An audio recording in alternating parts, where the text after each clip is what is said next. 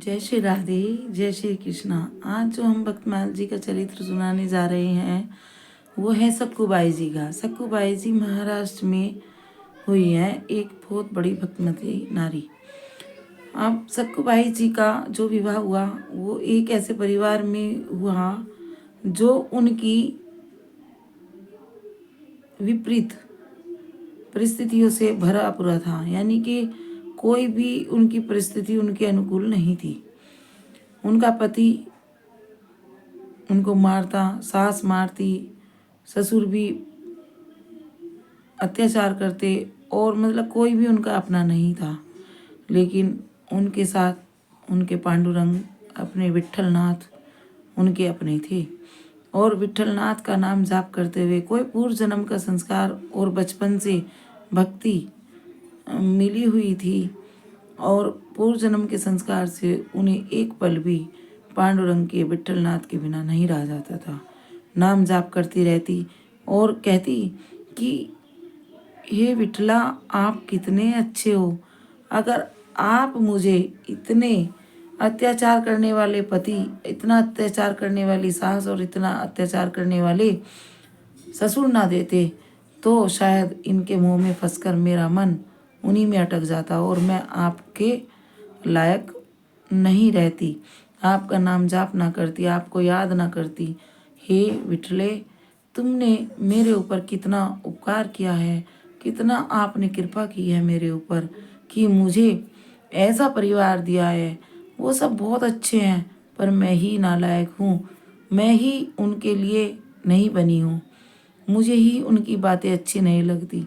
अगर मैं भी संसार में रहकर उनके जैसी बातें करती तो शायद मैं अच्छी लगती, पर विट्ठलनाथ, दिल तो आपने हर लिया है मेरा, तो मैं संसार में उस दिल को कैसे दूं, उस दिल से मैं संसार में कैसे रहूं। हाँ, शरीर जरूर मेरा संसार में रहता है लेकिन आत्मा और मन मेरी आपके चरणों में रहती है।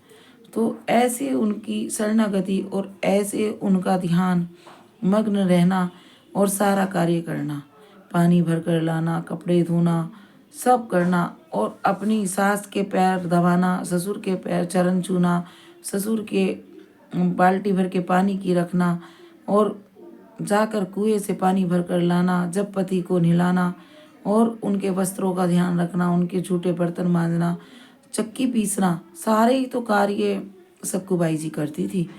और ऐसा नहीं कि उसे भार समझकर करती थी या रोकर करती थी, वो ध्यान मग्न रहकर और मन ही मन विट्ठलनाथ का गुणगान करते हुए और हंसते मुस्कुराते हुए उस कार्य को करती थी।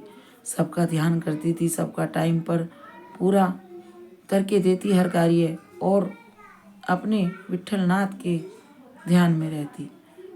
इतना भी करने पर पति खुश नहीं था और उनको जब देखता, जब लकड़ी से मारता था और बहुत अत्याचार करता था और पूरी पूरी रात चरण की सेवा करवाता था, चरण दबाना, पूरी पूरी रात बैठकर ठंड में सर्दी में, और वो पूरी रात उनके पैर दबाती थी।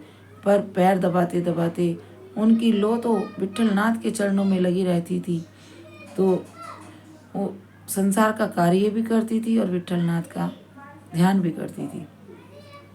कहते हैं ना, संत भी कहते हैं कि मन, संसार वालों को मन की जरूरत नहीं है, उन्हें शरीर की ज़रूरत है, तो और भगवान को मन की ज़रूरत है।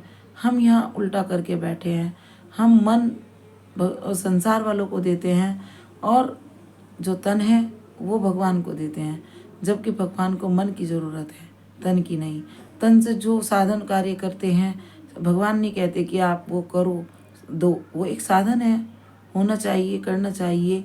लेकिन संसार से जो शरीर, हम संसार से जो उम्मीद लगा के बैठ जाते हैं मन से कि ये हमारा अपना है, हमें ये मन से प्यार करता है, हम इसे मन से प्यार करते हैं, वही हमारे लिए दुखदाई होता है। सक्कूबाई जी ने ऐसा नहीं किया, उन्होंने अपना मन श्री विट्ठलनाथ जी के चरणों में रखा और तन संसार के कार्य के लिए रखा। तन से संसार का कार्य करती और मन अपने प्रभु के चरणों में रहता। तो एक बार क्या होता है, जब वो कुएं से जल भरने गई तो वहाँ पर एक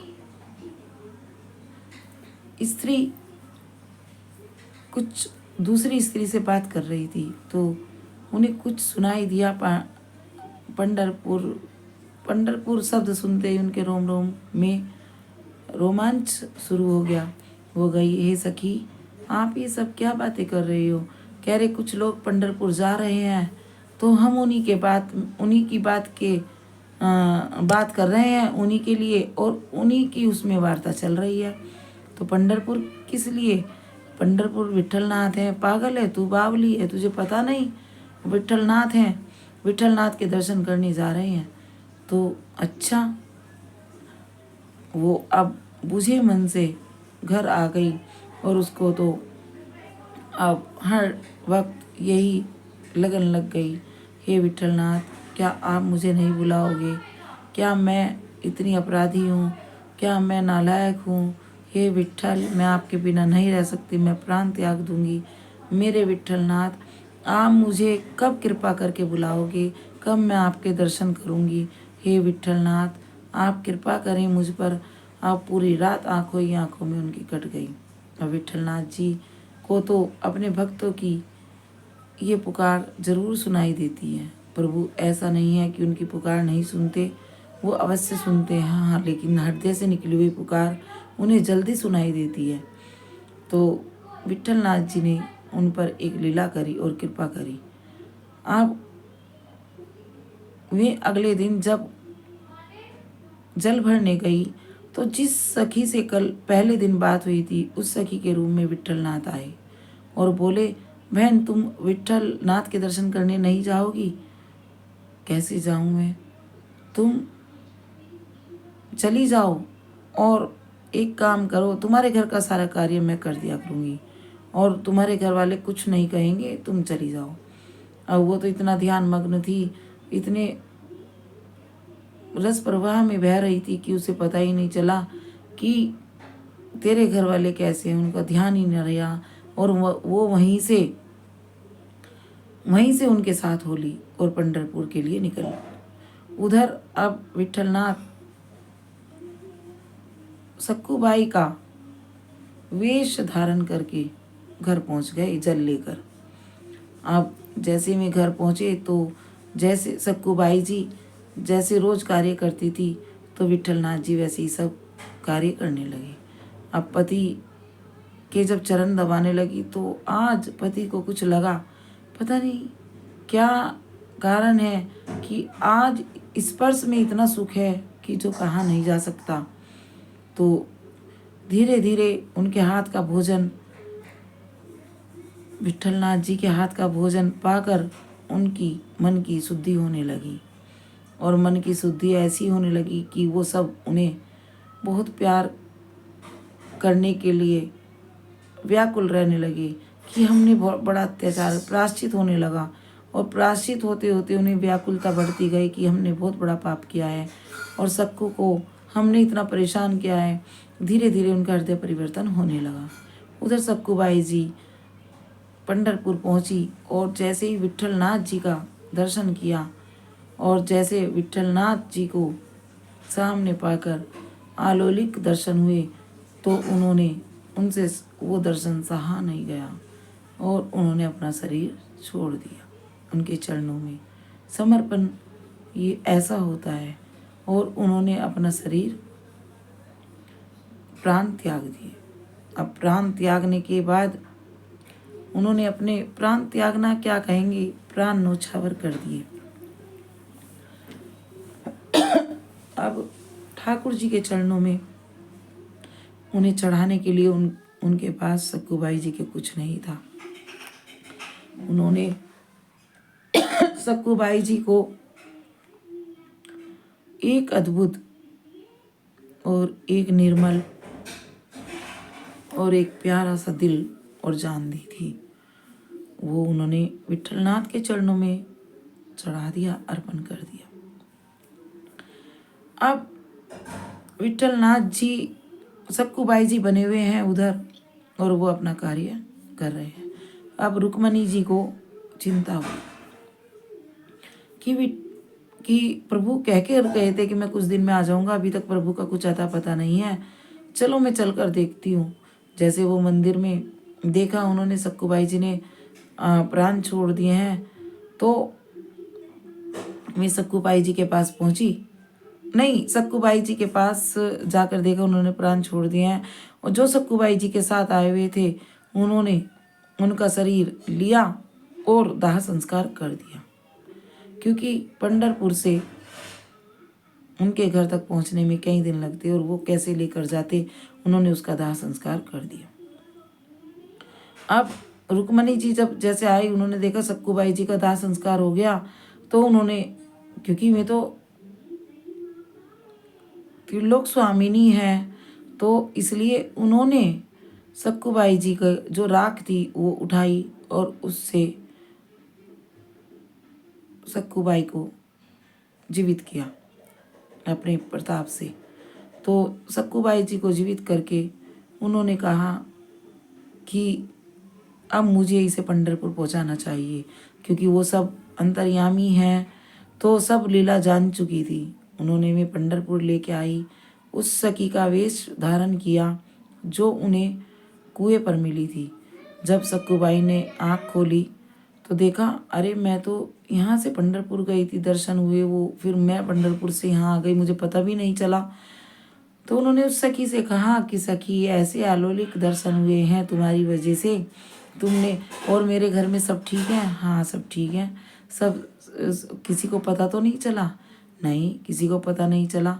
उधर इतने में जो दाह संस्कार करके आए थे वो सक्कूबाई के ससुर के पास पहुंचे कि महाराज बड़ा दुख है, बड़ा, वो किस बात का दुख भाई? कि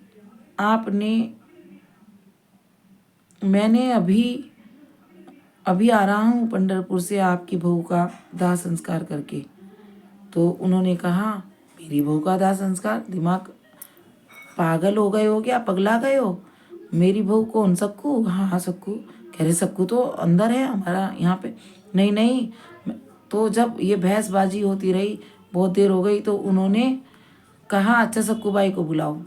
तो इतने में वो लीला, जो दूसरी तरफ लीला चल रही थी, सक्कूबाई जी पानी भरकर घर आई और उधर से ठाकुर जी से रुक्मणी जी ने कहा कि प्रभु चलो, अब यही मौका है जो आप बैकुंठ जा सकते हैं, और यही मौका है कि सक्कू अपने घर में आ सकती है। इधर से सक्कू पानी भर के घड़ा लेके घर गई, उधर से घड़ा उठा के ससुर को बोलकर सक्कूबाई थोड़ी देर पहले ही गई थी कि मैं पानी भर के ला रही हूँ। तो उनके ससुर ने कहा कि हाँ सक्कू आ गई है जल लेकर। तो उन्होंने कहा सक्कू जरा बाहर आना। अब सक्कूबाई बाहर आई और उन्होंने अपने ससुर जी के चरण छुए, और ससुर जी के सामने जो बैठे थे पंढरपुर वाले लाला जी, उनके चरण छुए। तो वे देख के हकबक और रह गए, तो बेहोश हो गए कि अभी तो मैं दाह संस्कार करके आ रहा हूँ, तो ऐसे कैसे? तब उन्हें उसके पति को और उन्हें धीरे धीरे कुछ आभास होने लगा कि वो कोमल चरण दबाना, कोमल कोमल हाथ, वो अद्भुत भोजन, वो अद्भुत वो। तब उन्होंने कहा, सक्कू सही सही बताना, क्या तुम पंढरपुर गई थी? उसने कहा, पिताजी मैं आपसे झूठ नहीं बोलूँगी, मैं पंढरपुर गई थी और वहाँ पे विट्ठल नाथ जी के दर्शन किए। विट्ठल नाथ जी ने इतना सुंदर अपना रूप दिया और मेरा वहाँ, मुझे नहीं पता, मैं बेहोश हो गई। फिर उसके बाद क्या हुआ? अब वो धीरे धीरे जो लीला समझ में आने लगी, इतने में ठाकुर जी प्रकट हुए और कहा कि तुम्हारा कोई भी प्रारब्ध ऐसा नहीं जो मैं आता मैं दर्शन देता, लेकिन सक्कू की वजह से आप लोगों का भाग्य उदय हुआ है, और आज सक्कू की वजह से ही तुम्हें दर्शन हुए हैं मेरे, और तुमने इतना कष्ट दिया है मेरी सक्कू को, तो तुम्हें कष्ट भोगना पड़ेगा। तब सक्कू ने कहा, नहीं विट्ठलनाथ, मेरे पिताजी, मेरी माताजी, मेरी ससुर और पति को कोई भी कष्ट नहीं देना, क्योंकि अगर ये ऐसे ना होते तो आप मुझे दर्शन ना देते, और मेरी लगन आपके चरणों में ना होती। तब उन्होंने कहा कि अच्छा, आप इनका उद्धार कीजिए, इनका मन निर्मल कीजिए। तब उन्होंने खुद अपने विठलनाथ ने खुद अपने मुख से बताया।